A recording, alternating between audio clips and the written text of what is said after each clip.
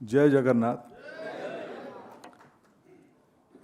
नई दिल्ली में पल्ली बाणी मिशन और मेरे मित्र रामचंद्र नाथ की प्रयासों से पिछले कई सालों से इस प्रकार के एक समारोह आयोजन किया जाता है।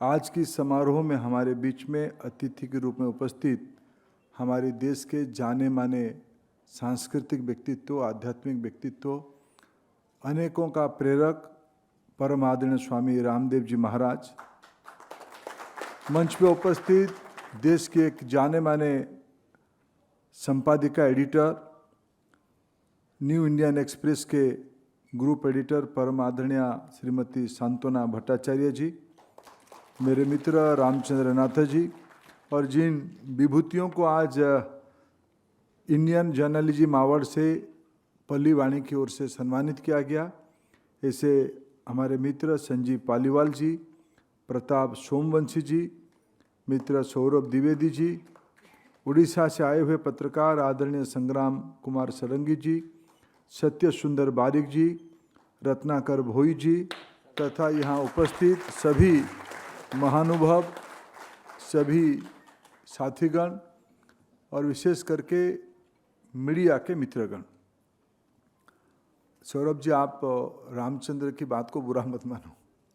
रामचंद्र ऐसा ही है, हमसे भी बात करता है तो 2 बार फाउल करेगा ही करेगा, और हम उसको इसीलिए आदर करते हैं कि वो अपने तरीके से बात को रख पाता है, एक अच्छा कार्यकर्ता है। और आपने सही भी कहा, सब लोगों के बारे में आकलन ऐसे नहीं करनी चाहिए। बाबा जी ने उसको थोड़ा और स्पष्ट किया है। मित्रों, मैं इस कार्यक्रम का एक प्रकार से आप सबको धन्यवाद देने यहाँ उपस्थित हूँ।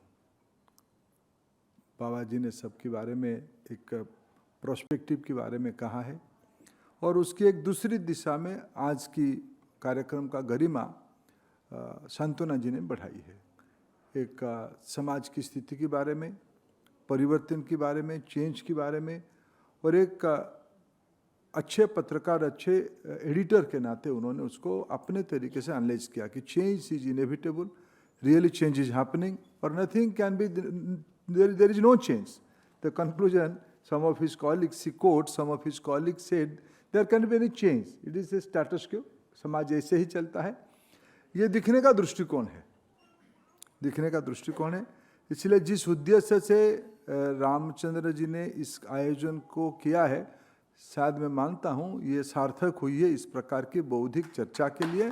और आपकी आज सैटरडे है, दिल्ली में एक शनिवार की पूर्वाह्न में इतने संख्या में सज्जन वृंद एकत्रित होना, ये अपने आप में रामचंद्र जी की मेहनत को स्वीकृति है। ये रामचंद्र जी की व्यक्तिगत मेहनत नहीं है, एक बौद्धिक चक्र में, एक इंटेलेक्चुअल बौद्धिक लोकतंत्र, ये बौद्धिक लोकतंत्र की मंच में सब लोग एकत्रित आए। आप सब लोग साधु बात, आप सबको धन्यवाद। मित्रों, मैं यहाँ आया हूँ, मेरा एक निहित स्वार्थ है। मेरा निहित स्वार्थ 2 है। मैं देश की शिक्षा विभाग के दायित्व में हूँ, मैं शिक्षा विभाग के दायित्व में हूँ, लेकिन मैं खुद को हर एक दिन एक विद्यार्थी के रूप में प्रतिपादित करता हूँ। मैं समाज में जाऊँ, समाज से कुछ सीखूँ, समाज क्या देखता है, समाज शिक्षा को कैसे आकलन करता है, शिक्षा के प्रति अपेक्षा क्या रखता है, आलोचना क्या करता है, सुझाव क्या देता है, इस सारे विषय को समाज में जाने से समझ में आती है। और मैं आप जैसे महानुभवों से मिलके, आज भी कुछ परामर्श मंच में बैठे हुए लोगों ने दिया, आप लोगों से मिलने के कारण हमको भी कुछ अनुभव हुआ। निश्चित रूप में ये मेरे लिए एक स्वार्थ का विषय था, मैं समाज दर्शन करूं, मैं आपके पास इसीलिए आया हूं। और दूसरा मेरा स्वार्थ है कि रामचंद्र जिस कॉज पे लगे हैं, रामचंद्र कोई बहुत बड़े आकर्षक व्यक्तित्व नहीं है चेहरे से, लेकिन विचार से बहुत आकर्षक व्यक्तित्व है। मेरे रामचंद्र से परिचय कैसे हुआ? मैं 2004 में पहली बार लोकसभा में आया। जब लोकसभा में आया, लोकसभा में हम लोग अपने यहाँ खुद को जमाने के लिए कई प्रकार के विषय में परिचय होना चाहते हैं। तो उन दिनों में मेरे पास एक, इससे भी था तो इतना ही दुबला होंगे और उससे पतला क्या होंगे, उतने से ही थे शायद। एक दिन, और रामचंद्र स्वभाव से संकोची है, ये आए मेरे पास कि साहब उड़िया भाषा को सांस्कृतिक भाषा का मान्यता देने की लड़ाई लड़नी चाहिए। और आप लोग एमपी होके आए हो, इसके बारे में सोचो। तो थोड़ा मेरा रुचि है, साहित्य, संस्कृति, ये सारा विषय मेरे कला, और मैं उड़ीसा का हूँ, उड़ीसा उससे भरपूर है, मेरा रुचि था थोड़ा। मैंने रामचंद्र जी से तब तक मेरे को क्लासिकल लैंग्वेज और सामान्य लैंग्वेज की फ़र्क क्या बहुत स्पष्टता नहीं थी। तब रामचंद्र जी ने मेरा पहला क्लास लिया था कि क्लासिकल लैंग्वेज में क्या क्या फीचर होगी, उसमें से क्या। हमारी भाषा सिर्फ साहित्य नहीं है, ये भाषा एक विज्ञान है। इसकी गहराई कितना है, इसको कितने लोग बोलते हैं, इसको हमारी व्यवस्था में तब तक कुछ भाषाओं को क्लासिकल लैंग्वेज की मान्यता मिली थी। उस लड़ाई की पहला मेरा प्रवर्तक थे मित्र रामचंद्र नाथ जी। में 4 से हम लोगों ने, उसके पहले भी लड़ते होंगे।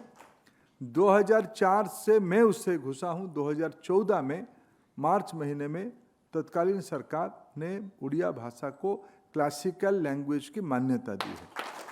अनेक लोग उसकी श्रेय लेते हैं, श्रेय लेना भी चाहिए, उसमें अनेक लोगों की भूमिका रही है, अनेक लोगों की भूमिका रही है, सबने उसकी श्रेय लेनी ही चाहिए। लेकिन मेरे दृष्टि से अगर इसको निरंतर राष्ट्रीय राजधानी में किसी ने उसको उस ओलंपिक की रिले रेस की बैटन को एक हाथ से दूसरे हाथ तक थमाते गया, उसके नाम है रामचंद्र नाथ।